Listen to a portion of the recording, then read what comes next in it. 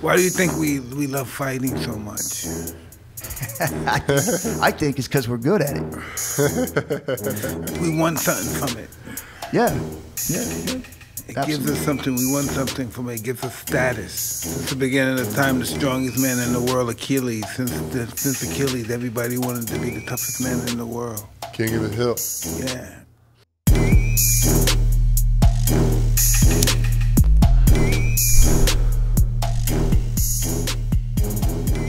Here we go. Ah! What's up, everybody? Welcome to another episode of Hotboxin. I am Evan Britton. And I'm Mike Tyson. Boom! In the house. Mike, we got a great guest, a legend. Yes. The champion. From the beginning. One of the OGs, Ken Shamrock. Well, thank you very much, man. Hey, listen, I'm honored to be sitting at the table here. Oh, did you start the Lions Den? I did. Wow. Yes. Take us to that. Yeah, it's. I remember when I was going over to Japan, they hadn't started it here. The bare knuckle, no rules. It hadn't started. So when I went over and actually saw this videotape of what these guys were doing, because one of my students had actually showed it to me and said, "Hey, look what these guys are doing over there." And I was looking at it, I was going, "Wow." I mean, they're literally punching like open hand strikes, and then they're kicking and kneeing, and then when they went to the ground, they were like doing all these like leg locks and arm bars, and I was like, what is that? I mean, I never saw anything like that before. You either were a striker or you were a wrestler. And at that time, I was more of a wrestler, and so I saw that. I said, man, I want to do that. So I got with a friend of mine who was doing pro wrestling. His name was Dean Malenko. Great shooter, great wrestler. So he introduced me to his dad, which had Sammy Saranaka, who was the promoter for Japan in Florida. And so I flew out there to do a tryout. And my tryout consisted of fighting 4 different guys in the gym. They weren't from Japan. They were American guys that were already going over there. And where I came from group home in the streets and kind of grew up rough. And so for me, fighting was a natural thing for me. So when I went into the gym, I basically did dirty boxing and wrestled them to the ground and just beat the snot out of these guys who were supposedly these trained guys from Japan. I was like, I felt pretty good. Like, wow, okay. Well, then Sammy calls me up and says, "Hey, how'd you like to come to Japan and you know, visit our facilities and stuff like that?" I said, "Yeah, sounds good." So I go down there, and I remember when I walked into the dojo, right after I got off the plane, they picked me up. It was a 12-hour flight. They picked me up, they drive me to the dojo, and they said, "Okay, gear up." And I was like, "Huh?" I was like, "Oh, now?" And he's like, yeah, gear up. So I said, "All right." So I put my gear on, and I'm standing there warming up, and these 2 young boys come in. And he says, "Okay, go with this young boy." And so I go with him, and I pretty much dominated him, just beat him up. I was about 20 minutes or so. So he puts in the other young boy, and he's like, "Okay, go with him." So, "Oh, cool." So I go with him, and I'm feeling pretty cocky right now. So I get in, I start thumping him. I throw him around, boom, boom, boom. And he says, "Okay, good." Well, as I'm sitting there, these other 2 guys walk in. And these 2 guys that I see now are Masakatsu Funaki and Minoru Suzuki, the 2 guys that I saw on the tape fighting. And I was like, that's those dudes there. And I was like, what are they doing here? Well, come to find out, they were going to be there for me. So Sammy goes, "Hey, you still got more in you?" And of course, me, I never turned down a fight. I was like, "Yeah, I'm good." So he throws in Suzuki. 12 hours on a plane, 2 sparring matches already. But, I mean, I literally did handle these guys, and I think those guys weren't there to really shoot on me, even though I probably could have beat them because they were young boys, but I think they were there just to kind of warm me up. Those 2 guys walked in to see whether or not I would go ahead and go with them after I was tired a little bit, because this was all a test. So I was like, yeah, let's go. Well, the first guy comes in, it's Minoru Suzuki. He's probably 180 pounds, maybe 5'9", so he's a smaller guy. I'm going about 220, right? And I'm benching 605. I'm a strong guy. I got wrestling background. I got boxing, a little bit of dirty boxing. And I was like, yeah, I'll squash this guy. So we get going, and I take him down. I slam him on top of him, and next thing I know, I wake up. Whoa. I'm like, did I win? It's like, he's standing above me going, hey, he's handing his hand out to me, and he's saying something in Japanese. I'm like, what happened?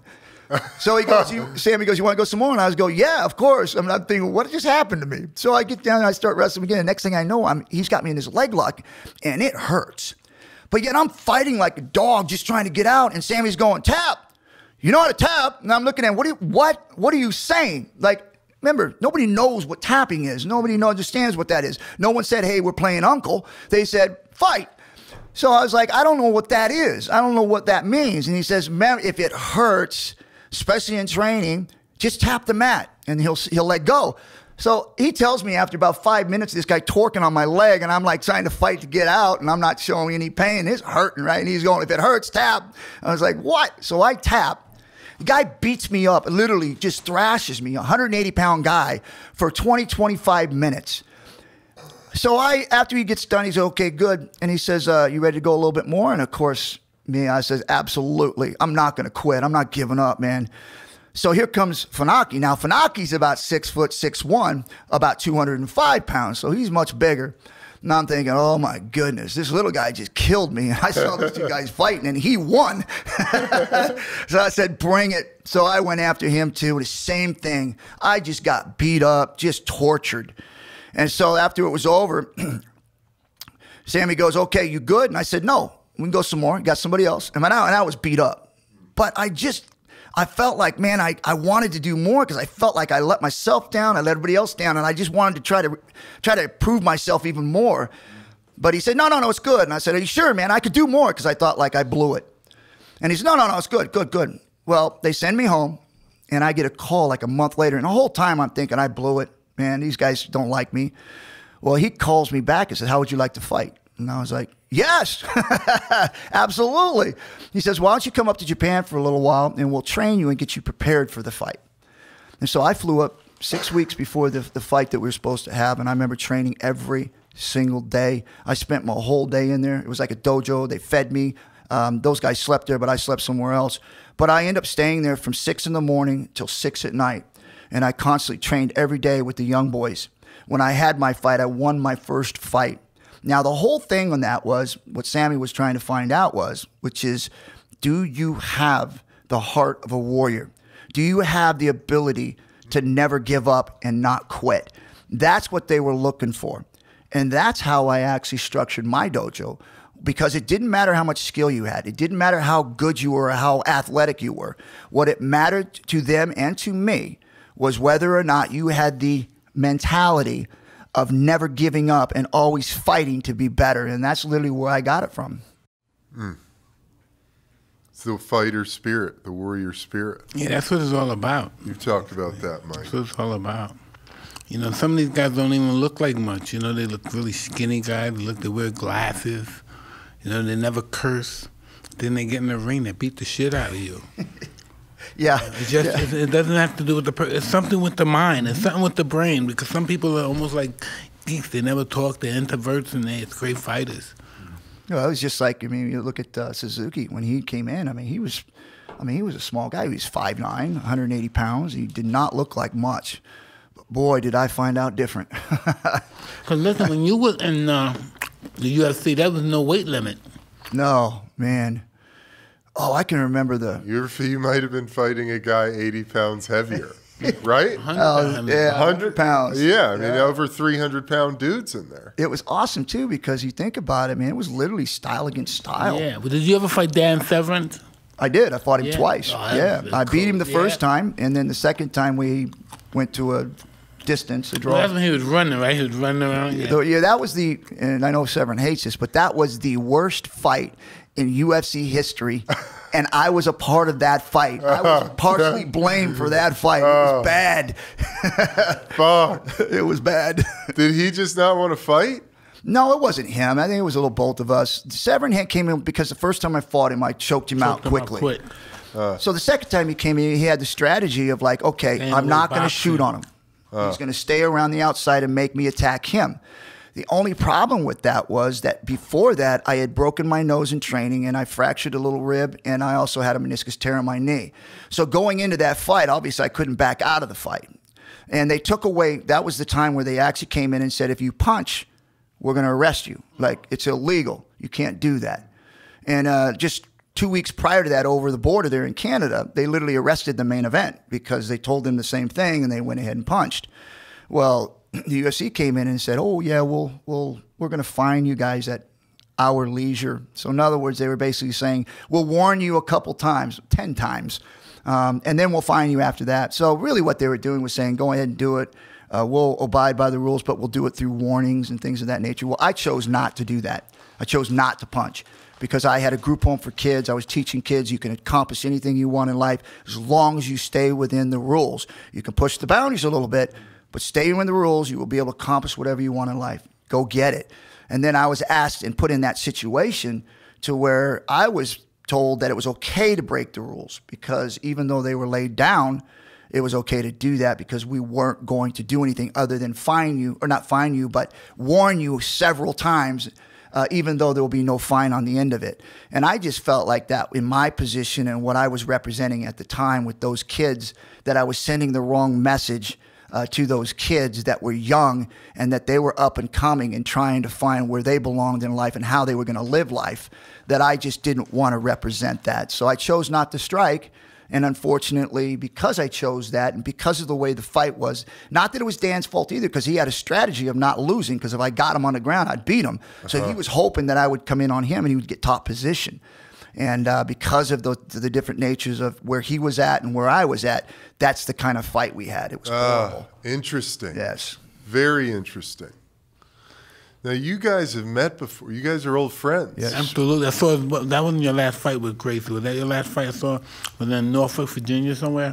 No, you mean the one where he lifted my nuts into my throat? Yeah, he kicked him. Oh, no. Kicked him in the balls. Yeah, and the ref didn't see it. Imagine that. Where was that at? In Virginia, right?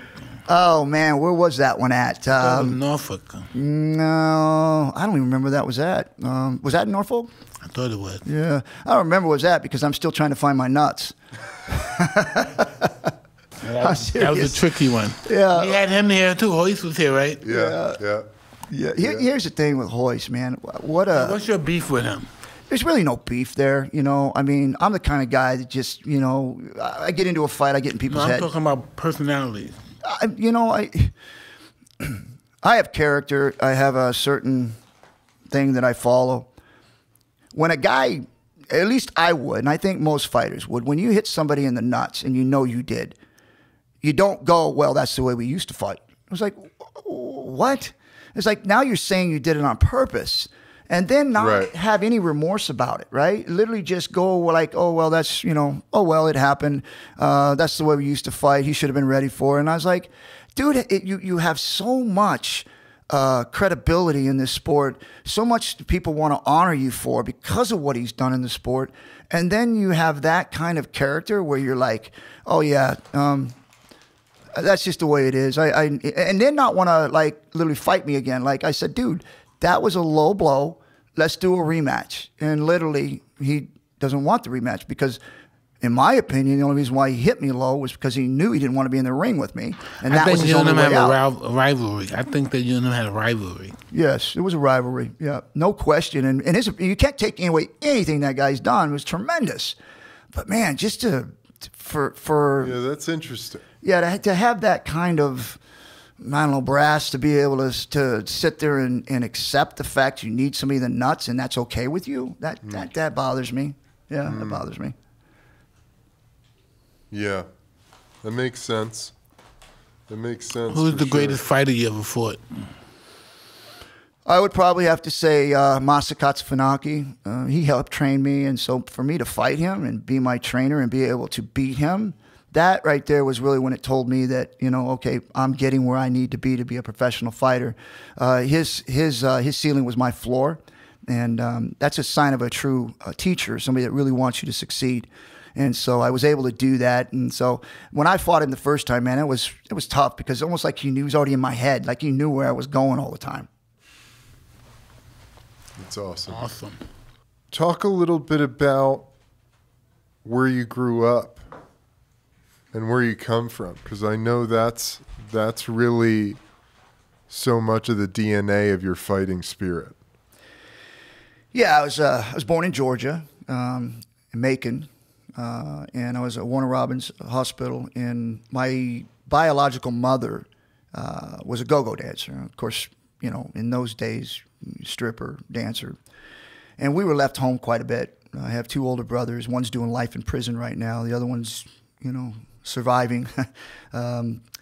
They went in some bad directions, just as I did as a young kid, and fighting all the time. You know, 10 years old, I had strong arm robbery. Got stabbed behind a store in a fight. Ended up in a hospital with a knife in my arm. And 10 years old, was a ward of the court. My parents became the judge and the probation officer. I went through several placements, very angry, very frustrated, hated the world. Anybody that said anything to me, I would fight them at a drop of a hat, no matter how big or small they were. I just had no thought of what I was doing. I just wanted to kill something. I wanted to fight somebody. I just wanted to release that anger and that frustration I had inside of me. And so I went through several placements. And unconsciously, I was searching for something better, because all these other homes I went to, it just felt like I was a number. I wasn't a person. They weren't like treating me as an individual. They didn't care what my problems were. They just said, hey, do your time. We'll send you home. But yet they weren't trying to fix me. Like, they weren't trying, like, what's that going to do? That's not going to help me. But unconsciously, I didn't know that. I just knew I wanted something better.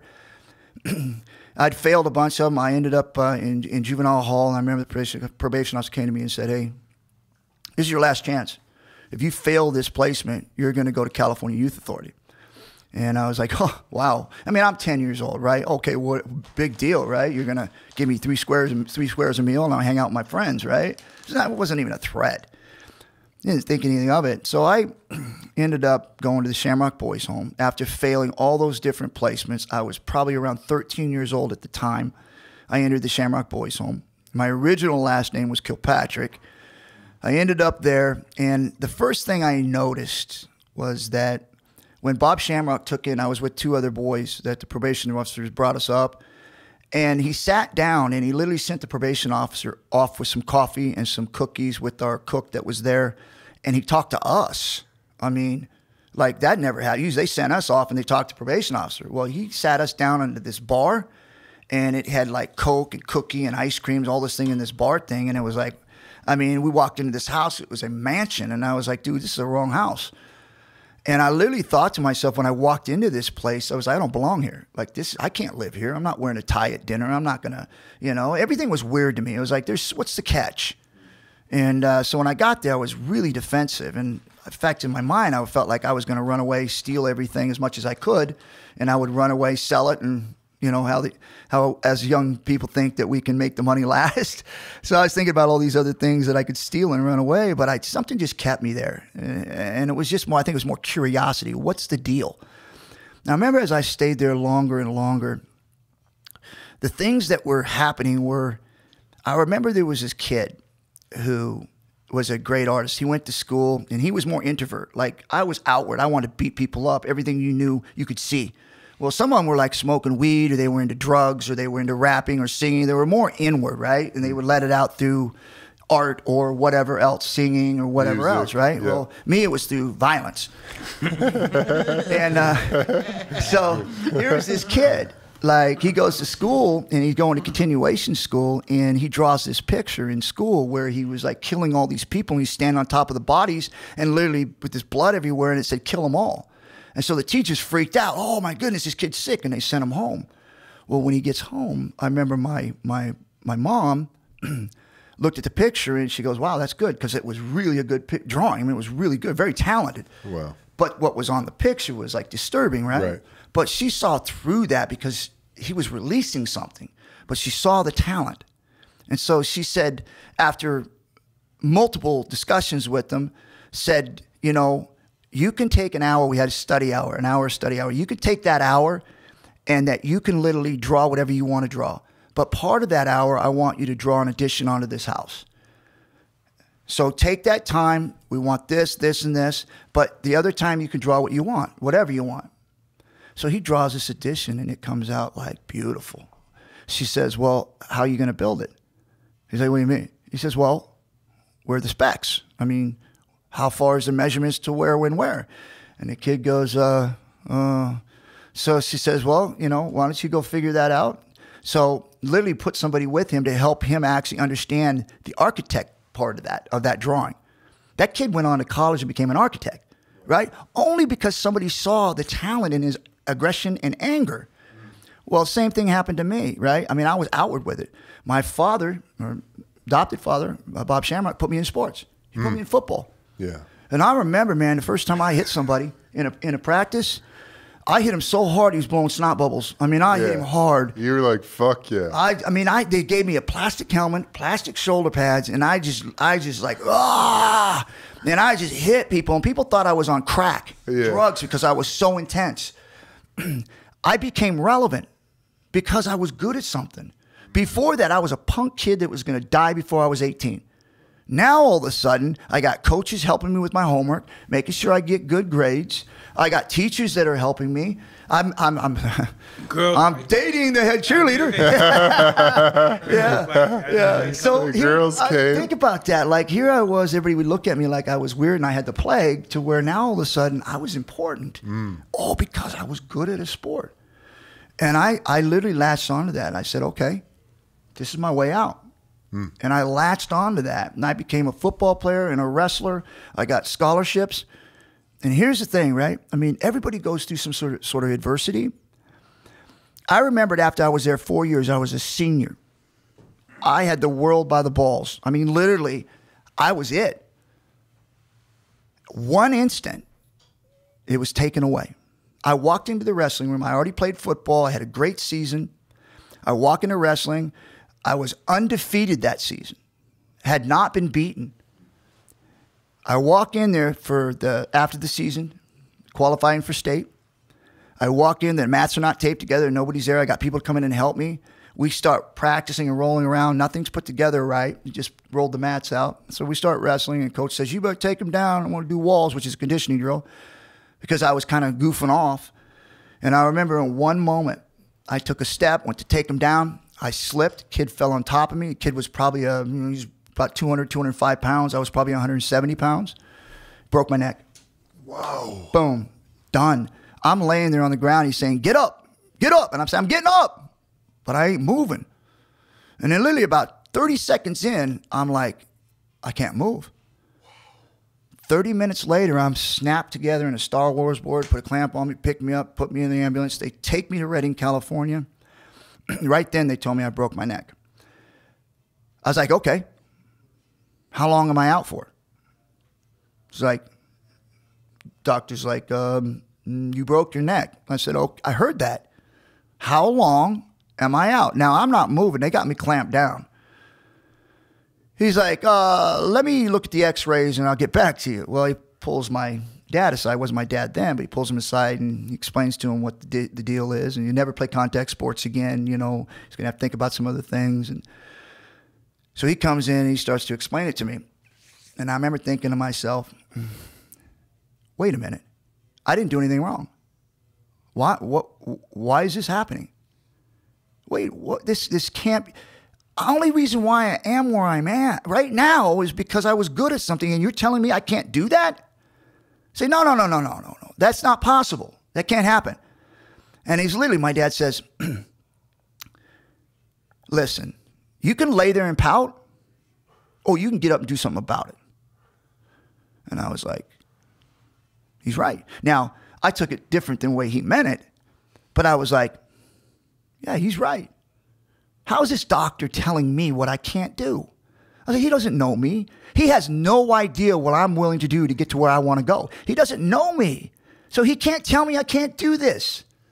And I literally, in my mind, as soon as I got out of the hospital, I remember I had this halo on, this metal brackets attached to my chest, went through my bone, my hip and my bone, and infused it in my front of my neck here. And I remember I tore the bolts out in my head twice because I was working out one time and I got in a fight another time with the halo on. I tore the bolts out of my head.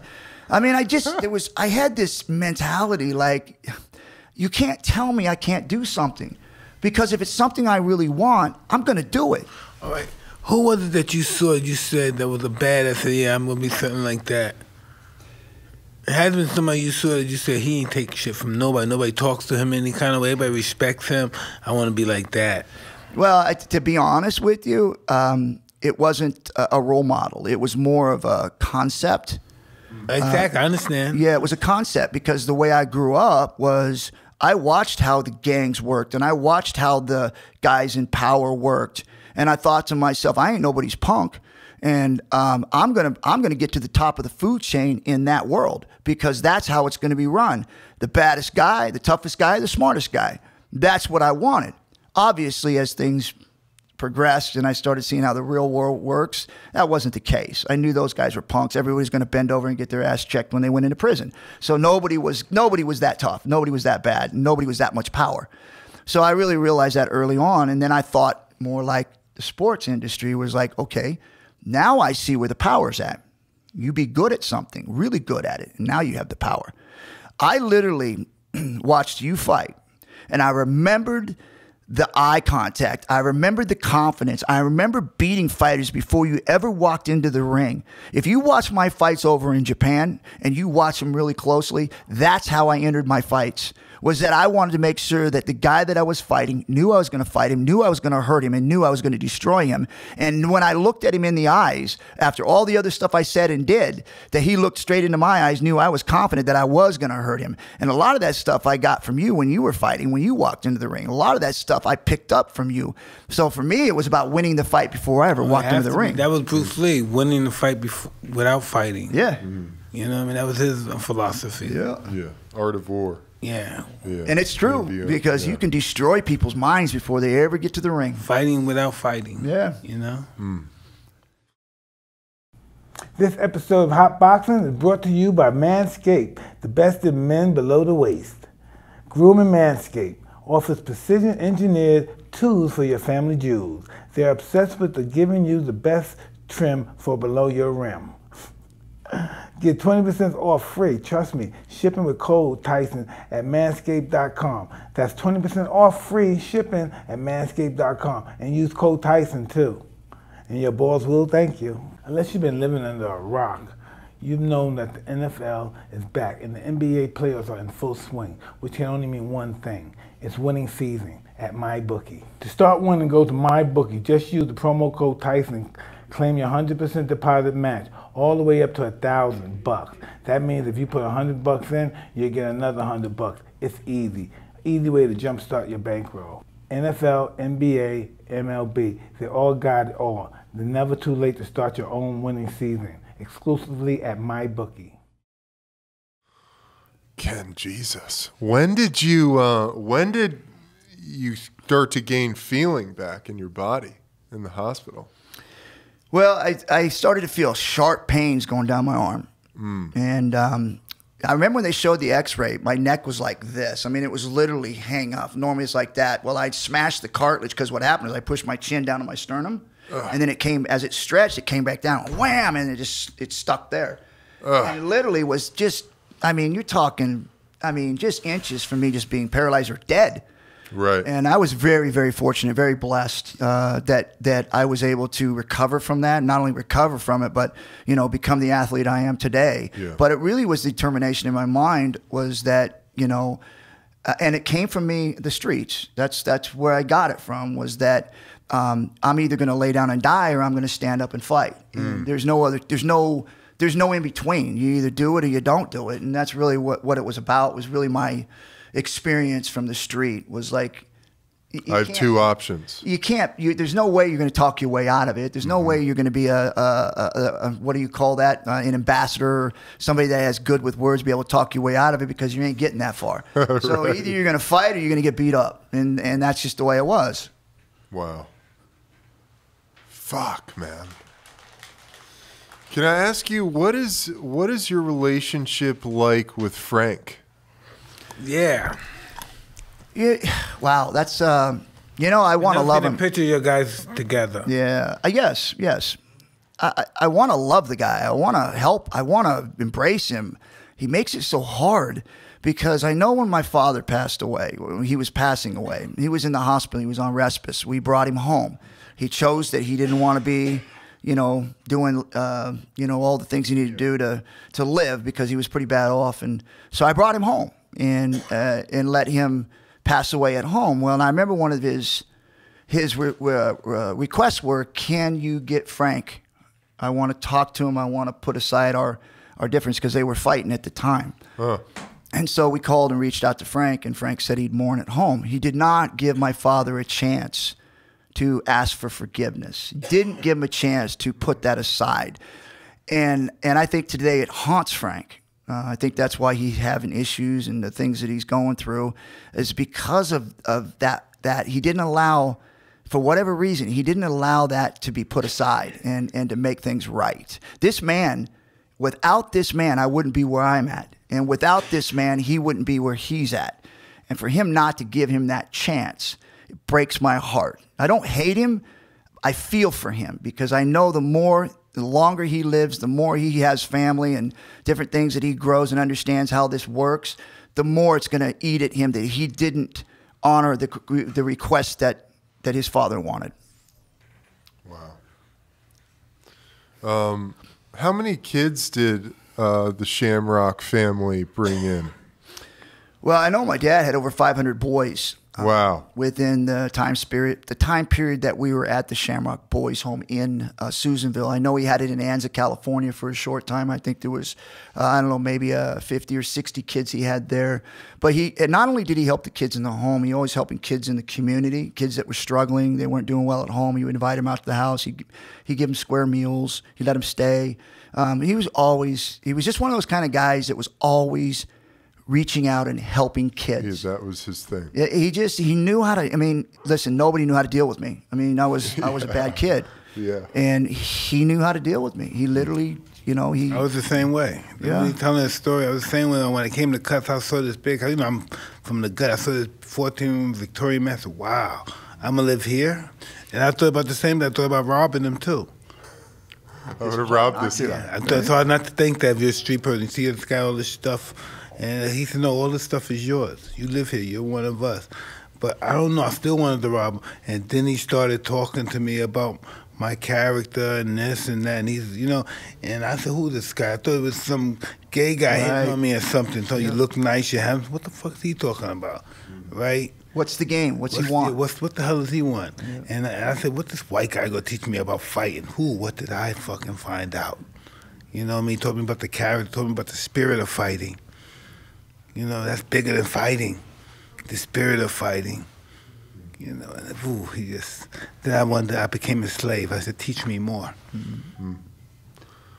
Well, those two guys seem very similar, Bob Shamrock and Cus D'Amato, in who they were in the world.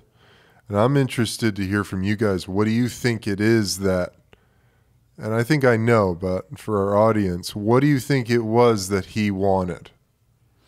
Oh, there's no question in my mind that his true intentions was to help a troubled youth, somebody that had the ability to do better things in life. I mean, he didn't reach out to me because he thought like, well, I'm just gonna, help this kid. He saw something in me. He literally saw something that was special, and he goes, to be a shame that somebody doesn't reach out and actually help this kid reach his potential because he can be great. And I know that's what he thought. And so for him to really, the difference between everyone else was that they weren't talking a game. They weren't telling you something without producing something. Exactly. And he literally produced my anger and my frustration, and he showed me how to take all of that frustration and that ability to want to kill and hurt people. And he literally said, here, go ahead.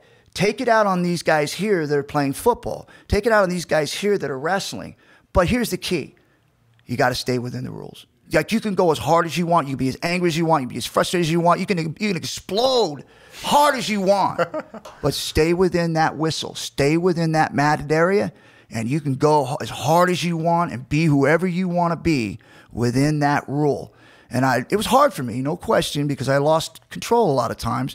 But he'd always bring me back and said, hey, this is the rules right here. This is where you got to be. He said, I'm not telling you can't do it. I'm saying you got to do it within this. And then once I started catching on to that, and all of a sudden I became relevant, and I was like, whoa, I'm important. Like, these guys like me. And then literally they didn't just like me as a person, but they liked what I could do for them.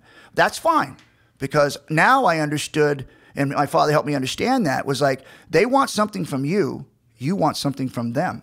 So you guys work with each other and get what you want. Exactly. If Cus was happy, that made me happy. If me knocking out people made him happy, fuck, I want to do it. I want to knock out 5 people a day. Really, because that made him happy. That was my job. I just wanted him to be happy. Him being happy made me happy. The pride on their face, like Oh, when I see that's my what it dad. was, yeah. Like whenever I go in and pin a guy, I beat 2 state champions and I wasn't even ranked. I mean, I was just Same got thing. there. And he be on the phone talking to his friends. His friends are old friends. Oh, he beat him and this and that. And he doesn't even have a lot of fights. He just started and he beat the champion of the neighborhood. He did this and that. He's so proud. Oh, that made you, like everything that you had gone through and everything that you were, all of a sudden you became loved and you were important to this human being, and it wasn't selfish. It was, they were truly happy for you. Big time. And Ken, you've taken that and you've paid that forward, right? I mean, you have your own group homes now for boys. I did. And Oh, you did? I ran those homes, and we gave kids an outlet. Same thing, wanted to try to How direct do you them. do that nowadays with the way the laws are and the way kids lie and this and that and you're famous guy and polarize that? That's crazy. I could never. My wife loves when kids come to visit my kid over the house. I'm nervous. Yeah. When their friends come over the house, I don't know what these kids. I don't know what their parents planned them to do. I don't know. They may think we're wealthy. We live in this neighborhood in this big fucking house. They may think we have more money than we actually have. It's funny too, because like, I mean, you think about that, man, and that's people are so out to be able to just. I mean, you look at social media. I mean, everybody's out to try to get a buck by suing or posting something. Make a name to somebody, for themselves, right? yeah. And it's just sick, man. And that's the truth, man. You got to watch yourself. I tell my wife, don't leave me alone in here with this fucking maid. Right. It's clean. Wait till she leaves, then you can leave. Don't leave me alone with this woman. This will ruin our life, baby. All this Or you shit gotta we work leave. for, all this shit we work for can go. One word can lose all this shit we as hard we work. We just came from nothing, baby. Then imagine this one word can lose all this shit we got. All they got to say is one word, man. It don't got to be true. You know, all it has to do is say it, and the rumors go. They don't even got to go to court. They don't have to do anything but just say it, and it's everywhere. It's all in social media, whether it's true or not true. It was said. And you're dead. No more doing the Walton commercials for you, buddy. No more Kentucky Fried Chicken commercials. No more all-American guy. Hey, well, hey, I heard Pornhub's hiring. Yeah, exactly. That's about it. Oh, shit. Oh, Ken, that's hysterical. Don't ask me how I know that. Yeah. Well, what are you up to these days, man? What do you spend your time on? Well, I tell you what, man, something that I think hopefully Mike might be interested in is I went up to Columbia in Medellin, and I did stem cells. And, oh, man. You know, I'm one of those kind of guys, people say, oh, do this, man. It's just a game changer. And I was like, yeah, whatever. I heard that a million times. Yeah. And I was like, okay. Well, then I actually got footage from Matt Hughes, Chuck Liddell, Matt Kevin Nash. Bill, I saw his story in documentary. Unbelievable. And that's what sold me. I was like, okay, I'll give it a try. So I go up there and I do this thing, and they put me under, they give me all these stem cells. I wake up one morning, and they tell me you're going to be sore in these different joint areas. And I was like, okay. So I wake up, and I'm going to get up and go to the bathroom. It's like 3, 4 in the morning. I get to go to the bathroom, and I go back down to lay in bed, and I was like, wait a minute. It's like my shoulders, my knees are shoulder, everything. But where I get really stiff is my lower back and my neck, because I broke my neck twice and my lower back once. And the middle of my back's all jacked up, and I'm like, there's no pain. I got no inflammation. I was like, okay, I'm going to go to bed. I'm dreaming. I wake up about 9 o'clock next morning, and I'm like, I wake up again, and I'm like, I don't have any inflammation. I'm still sore in the shoulders and everything, but they warned that. And I was like, wow, okay. I'm going to slow down on this. I'm not going to jump out of here and say everything's working. So I wait a week. I couldn't raise my arms above my head. I'd go into the airport, I'd go this high because I've got a titanium ball on my shoulder. I mean, completely reconstructed. So I have a hard time moving my arms.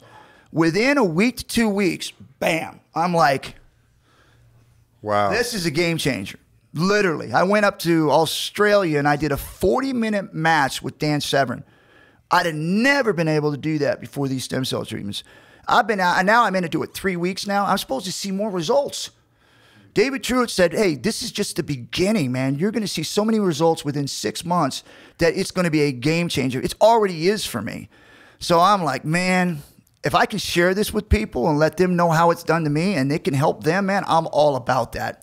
So I hope that maybe you'll get a chance to at least see what that is, because I really, truly, and I'm not saying this just to say it, I'm telling you, it is a game changer. Well, we'll put his number down there. Listen. Well, I'm going to get that to you for sure. But one thing, too, I want to talk about is I want to talk about my love, right?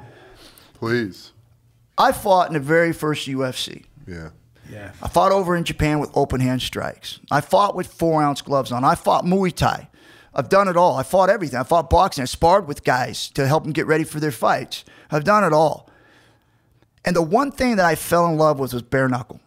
And the reason why I fell in love with it was because I felt like this is just pure. I mean, it's man against man, God-given talent. And that there's nothing there that's going to get in the way. I mean, you hit him with a jab, it counts, right? Anytime you hit somebody, it counts. But if you miss it, it also counts because it works against you. You hurt your hand. So I fell in love with that, man. And I said, you know, if I ever get a chance to bring back bare knuckle, because they started putting 4-ounce gloves on guys and started saying, we're going to make it safer. Well, the reality of that's not true. They wanted to protect the guys that were winning, the guys that were knocking people out, because they knew that they could hit them in the back of the head, the side of the head, and they wouldn't damage their hand. And so they made it into a $4 billion business. Kudos, good job. But that's not what I fell in love with. I fell in love with the bare knuckle part because it was so pure. And I said, you know, I get a chance to do that, I'm going to bring it back. Bare knuckle fighting. Valor, bare knuckle fighting. I'm bringing it back. People kept screaming, stand them up, stand them up. Well, we're standing them up. Nice, man. Why do you think we love fighting so much? I think it's because we're good at it. We want something from it.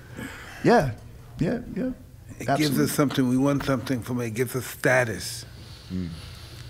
Since the beginning of time, the strongest man in the world, Achilles. Since Achilles, everybody wanted to be the toughest man in the world. King of the hill. Yeah. Respect. Yeah. Respect. Then it works against you after you get old. They start looking at you and calling you names. You're like, what happened to my respect? No, even that becomes a form of respect. Right. Well, yes. Depending on even that becomes a form of respect. Yeah. Well, I've seen this emergence of bare knuckle, and I think it's really interesting. And so you believe that, or maybe the science says, because it would make sense. I mean, you put 4-ounce, you put weighted, accessories on your weapons, and that's going to add damage. It's like a football helmet in football. Really, you're just putting a spear on that thing. Well, giving a guy a chance to do more damage without hurting their hand. But in England, bare knuckle fighting is just brilliant. Is it quicker? It's quicker? It is so fast. Malignaggi went in and fought Lobov. I think it was one of Conor McGregor's guys. And it was really boxing against MMA. And when a boxer goes into a bare knuckle fight, Malignaggi, I think, made a mistake because he thought bare knuckle would be like boxing. Well, that's crazy because you got to think about in boxing, you got 8-ounce gloves. Well, those 8-ounce gloves are a lot bigger. So you could pick a boo, you can block. Bare knuckle, you can't block. So you got to use your footwork. You got to be moved more. And Malignaggi came in there with the wrong idea. He thought he could block. Yep, and he got lit up, and so I really think that's the exciting part of it because it's almost like in the very beginning days with UFC when they first started out. It's like now we have that same concept where you're trying to figure out, everybody says boxing's going to adapt better or MMA might adapt better. And I'm thinking to myself, I think it's the individual. I think it's the character of an individual that says, hey, I'm going to come in, I'm going to learn because it's different. And a lot of these guys want to try to think it's similar or the same. It's not. Bare knuckle is his own beast. It's different. It's faster. From the time the bell rings to the end of the bell in the third round, it's on. There's no feeling out process. It's like when he fought. It was like the bell on, go, right? I mean, he did great. Yeah. But now a lot of guys, they always want to kind of get that 1 or 2 rounds and feel it out. Well, in bare knuckle, you take 1 or 2 rounds and feel it out, and you're done. Game over. Yeah. What's your feeling on it, Mike? It's interesting. Really? With the rules that they have, it's not really like bare knuckle fighting, boxing. They had different rules. They didn't have the Marcus of Queensberry 3 minutes and 1 minute rest. If you knocked the guy down in 1880, if you knocked him down, that was the end of the round. So you knocked the guy down 10 times, that's 10 rounds. So they had to change the rules. But I think it's pretty awesome. It has a base. People wants to see it. Yeah, I've seen You know that. what I mean? Yeah. So I think it's necessary. Well, it seems very exciting. I don't go like, well, one fighting sport is worse than another fight, but we're fighting. You can die fighting. That's an unwritten law. When we sign the contract, that's a law that we know because we've seen it over and over then as growing up being fighters. That's the unwritten law. You can die training or in a fight. And I'm glad he said that, because I hear a lot of people trying to say bare knuckles more dangerous or boxing's more dangerous because more people have died. Well, bare knuckles it's been here forever, but it's just starting back again. Come back. Or MMA is. To me, it's this, man. Every single combat sport, whether it's football, I mean, even in soccer, I mean, there's danger in any athletic sport. So when people talk about this, yeah, people can get hurt. Yeah, somebody may die. But look at it like this. Anybody that steps in the ring, signs a contract, and understands what they're getting into, there's a trade-off. Like we talked about earlier, there's a status about being a fighter, about being the best in the world, about combat, Achilles being on top of the world. There's a trade-off to that, too. You can die. Yeah. So you don't have to do it, but if you want the status. Oh, yeah, that too. But listen to this, too. Look at my life. I live in Brownsville, Brooklyn. I'm on cut-off welfare. I'm going to die in this building if I don't rob and steal or get shot from stealing somebody's shit or get caught and get put to jail for the rest of my life. I'm going to die and get paid money. My life is worth it. I forfeit my life for it. If I die, fuck it. I signed the contract. Don't you think you know how many people all over the world, you don't think you know how many other people all over the world that have no shit say that and they got talent? Some people don't even know how to fight and say, fuck it, I do it for money. Yeah. Yeah. Just to get the money, please. Yeah. Nobody cares about dying. That's what it comes to. The concept, the real concept, no one cares about dying when I can eat. There's no thought. I mean, you don't think about that. Thought about that. Yeah. Yeah, that argument, it goes nowhere, you know, because like you said, I mean, that's part of why people do it, you know, is because the stakes are so high. And you look at why people watch it, because the stakes are so high. Right. It's exciting. And this is why I think that bare knuckle is really starting to take off, is because it is fast. People, when they sit down, want to be especially in today's generation with all the social media, everything that's happening out there, they don't want to wait for something to happen. They don't want to wait for a storyline to play out. They want it now. Yeah. And bare knuckle is that kind of fighting where it's happening now. Yeah. Where is that at? It's at Four Bears Casino in Newtown, North Dakota. Awesome. And I'll tell you, Been man. out there before? What's that like? Oh, yeah. North Dakota. What is that? Yeah, North Dakota, man. Well, I tell you, The Native American territory? it is, and it's a beautiful place. I would love to go see, you know what I mean? It's a beautiful population place. with wild Native Americans. What's Yeah. that like? Yeah. It's I was in respect. Canada. I've been to a reservation before. It wasn't that cool, though. But Yeah. Yeah, my experience there was awesome. Those guys are really proud people. They put on, I mean, they're just the way they are when you go there. They treat you with respect. Their casino is pretty much brand new. Even the event center itself is new. The area around it is just, I mean, it is loaded with oil. You see oil wells everywhere. Wow. So there's a lot of money running through there, not long just with the Indian reservation, but also with the oil and stuff that goes on there. I mean, it's tremendous right now. Wow. There's a lot. Like when I drove from the airport to there, I must have saw at least 200 to 300. And this is I'm not kidding you. 200 to 300 different oil things going on. It's everywhere when Wow. you drive from there. Interesting. Never would have thought that. Yeah. Oh, North Dakota. why don't you think about going to business with them? Your fighting stuff goes well with them. You could get a contract with the casino. Yeah, so right now, man, we're excited to be there and work with them, and we look forward to a long relationship with them for sure. Yep. Three Bears, North Dakota. Are you still fighting, Ken? No, I don't. You know, that's funny. hard. That's funny when people say that, because like there's other people that have mentioned it on their shows, and People our age and still fight. Well, you're in great shape, man. I'm just curious. You're Yeah, in fucking no, great shape. I wrestle. Like I got a show coming out, Impact, on the 20th of September, where I'm not 20th of September, 20th of October. I don't even remember. I got so much stuff going on, but I'm wrestling for Impact. I got a couple shows I'm doing with them. I'm excited to be in the ring and wrestle. But Mark Coleman came out and started saying stuff about fighting me bare knuckle, and me and Mark are friends. We're good friends. And me and him were joking about it. He says, "Hey, dude, we just run with this." So we ran with it, right? He said, "Yeah." That's but not funny. once did I ever say I was fighting. He did, but I never said that, right? And so people just picked it up and started thinking we were going to fight. Then they started saying, well, he's too old to fight. I don't know what he's thinking. Maybe he needs the money. And they're all speculating on this. You're damaging my name. I'm going, hey, Ask me. Yeah. Ask me. I never said I was. Why are you saying that? Why are you saying that? Come They're on, scared man. of you, man. Oh my goodness. All the fucking talking heads are scared. Help me. Little bitches. Help me. Yeah. So tell me, what was that guy that killed himself? Kevin, the black guy, Kevin something. Randleman. Randleman. What do you think about? Did he have mental illness? Did something happen? What happened to him?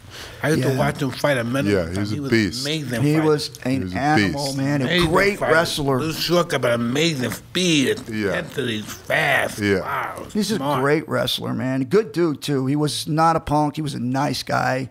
And I really hated to see that happen. But, you know, I mean, in this business, man, it really, especially when you get long in the tooth and you start moving out of that and you're trying to find yourself in another career when everybody wants you and you're important, and then you get to the end of your career and you just got a small amount of people that kind of want to step on you as you're going out the door. And I think that's kind of what happened was he just didn't, there was no one there to keep him lifted up, and he got depressed because it's a hard thing to do.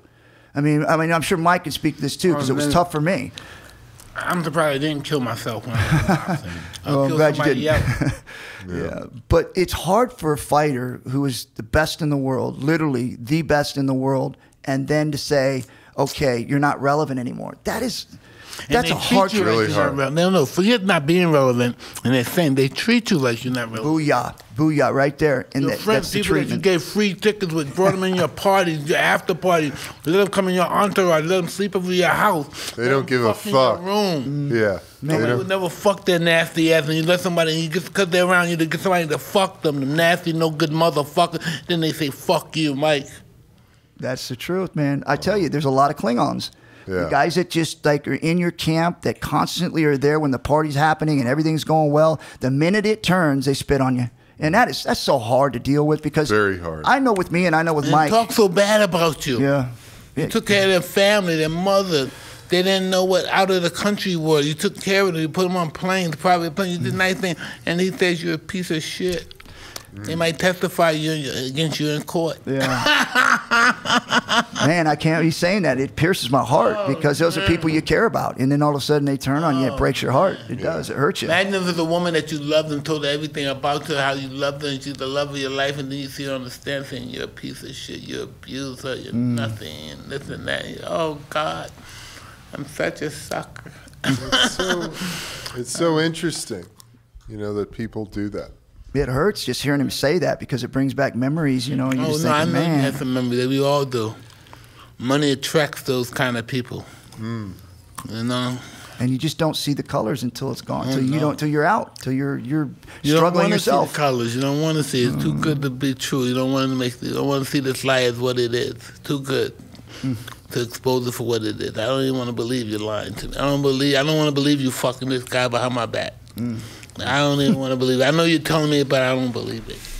Don't want to deal with it. Yeah, don't want to deal with it. I don't believe Yeah. it. You didn't do it. No, you didn't, bitch. Just move on, man. It hurts too much. I don't want to see that. I don't want to deal with it. And listen, and back then, I thought I was tough. I thought I was a badass until my heart got broken. And I said, fuck, I ain't shit. That's man. That's just hearing. I mean, like I said, it's ditto, right? I mean, you just feel it. Yeah. You kind of just go through those thoughts again of where you were at and the people that you thought were your friends and Some you thought people you scared loved to even you. think about them, to bring up the fucking vision. You're like, fuck, these motherfuckers. I love them too. You still love them, but they're rotten to you. They're toxic to you. You can't help them. They'll kill you. I think that's the hardest part. Like he just said, that you still love them, you still care about them, and there's a lot of them, and you just kind of rationalize it in your head, like, well, maybe I was part of the problem, and maybe I was, like, because I wasn't the nicest person either when I was at the top. But at the same time, man, it's just you just can't believe that people that were that close to you on the inner circle would literally just kick you in the nuts and just not care, just literally not care. And then we have to look at it from this perspective and go outside of ourselves and say, no, this is what you need to grow. We know what you need. You don't know what you need, motherfucker. This is what you need to grow. You know, when God talks to us, we know it's Him, but we don't know how to define it's Him. You know, we don't know how to say, hey, God just told me this because that sounds like bullshit. God didn't tell me shit, but He did just tell me this. Who just said it? Who said it? I'm not smart enough to think this shit up. Then who said it? Right? Who said it? Yeah. Yeah, and when you start thinking it was you, that's when things start going wrong because you ain't that smart. No, I know I'm not that fucking smart. I'm not that smart. All this shit that I got going on, all this shit that's working on, this shit ain't me. I ain't thinking of this shit. No, it's too deep for me. It's just transmissions, man. I ain't thinking about this shit. It's the transmissions we receive. Yeah. Wow, man. The Well, antennas are working. yeah, exactly, man. Ken, is there anything else you want to hit before we wrap it up? Want people to know about you, where you at, how to get in contact with you? Yeah, KenShamrock.com and also Valor BK. Valor BK. BK. Yeah, Look that's out. where we have all of our Instagram, social media sites. You can go there and check us out. You want to get tickets, go check that out. Well, listen, Dig it. Big Bare Knuckle to me don't get promoted enough. How do you get promoted? How do you promote it? I mean, at a big level, because it's not getting promoted enough. Well, I think it's The basically... first time it came out, for that first week, they promoted the shit. They must have spent every nickel they had in their pants to promote it. When was that? When they had those first bottles. Like maybe a year ago? Almost a year. Not exactly 6 months ago. Yeah. 8 months ago, they started having all the fights, so Yeah. everybody knew about it. The octagon, that square, everybody was fighting in there. And then it stopped. So now yours is coming back. Yeah, I think what we got to do is basically, and this has been our approach since the beginning, is that we got to educate people on what they're watching. Once we can start getting the education out there that this is not barbaric and this isn't something that is coming out from the streets and it's not sanctioned and it's not professional. We're bringing in professional fighters, and to be able to understand that people say, oh, well, it's bare knuckle. Oh, somebody's going to get hurt. And the reality of it is it's not, because when you're fighting bare knuckle, you can break your hand, so you got to ease up on your punches. And plus, in bare knuckle fighting, this is something I do agree, because I know about bare knuckle. Mostly, they stop the fights because the guys get cut. Bleeding. Yeah. So there ain't nobody's taking a beating. Right. You get 3 times, 4 times, boom, shit start opening up. You're not defending yourself. You're going to start opening up. So even though it looks more violent, just more blood because of the blood. Yeah, but it's just more they're not cuts. taking beatings. Yeah. Visually, Imagine taking 3. Ain't nobody in this court going to let a fight bare knuckle take 3 rounds of beating. Right. No, not even It's just- 2 rounds. Yeah. 1 round they might get too ugly on one. Nobody's going to take a beating. well, Bare let me knuckle. get a little Stop deeper than that, too. I mean, I would think about this, and it just happened about a month ago, where you got a guy that's really tough, right? And so this guy knocks him down 3 or 4 times, but the guy keeps getting up. And because he's so tough and that he has a chin, he keeps getting up. But he's taking brain damage, but you can't see Yeah, it. can't see it. Yeah. So, but with bare knuckle, that will never happen, because when a punch lands like those going punches were down. landing, guys are going to get cut. They're going to get broken noses. There's going to be blood, and they're going to stop the fight. As opposed to boxing gloves, where you can hit a guy 100 Constant times, blows. and he may be Constant cut once, but he just took 100 brain shots. Right. Yeah. Yeah, so that's Very good the point. purpose of, and it can happen to somebody, but the purpose of really where people get hurt is because the continual pounding over time. Yeah. In the gym and everything, over time. They get aneurysms. Sometimes people are born with aneurysms, and they may die the first time you get hit, and you may die after 20 years of getting hit.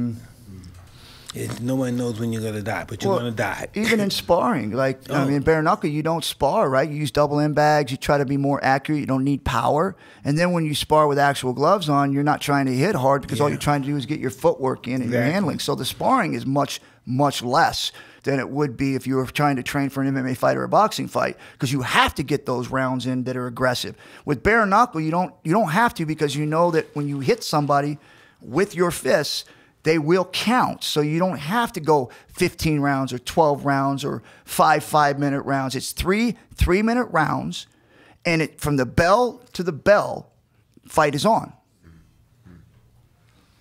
Very interesting, very exciting. We need Keep an an eye American out. champion before we could challenge an English champion. That's where the money's going to come. 'Cause England been doing it for 500 years, something like that. What was LL's ancestor's name? Oh, his Tom. John L. Mullenbeck. Sullivan? No, Tom Mullenbeck. He was before Oh. John L. Sullivan. He's like the 16. Tom Molyneux. Tom Molyneux was 1615, 1610.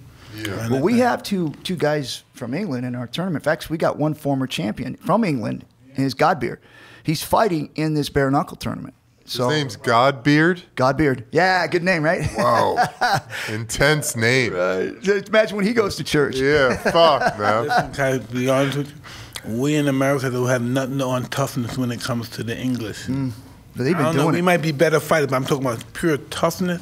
Like walk into a fucking bar and just slug out a bunch of big bad mother. No, they got that. They got us beat with that. Yeah, it's that gypsy, right? I mean, they little gypsy circuit. No, any of them. Yeah. There's a whole bunch of fucking English motherfuckers that are a bunch Fighters. of fucking fighters. Yeah. And don't give a fuck if they get killed or knocked out cold in the street, just going for it. They're used to it, man. Yeah, They're been used doing to it it. for years. They've been in so many wars over the years of their existence.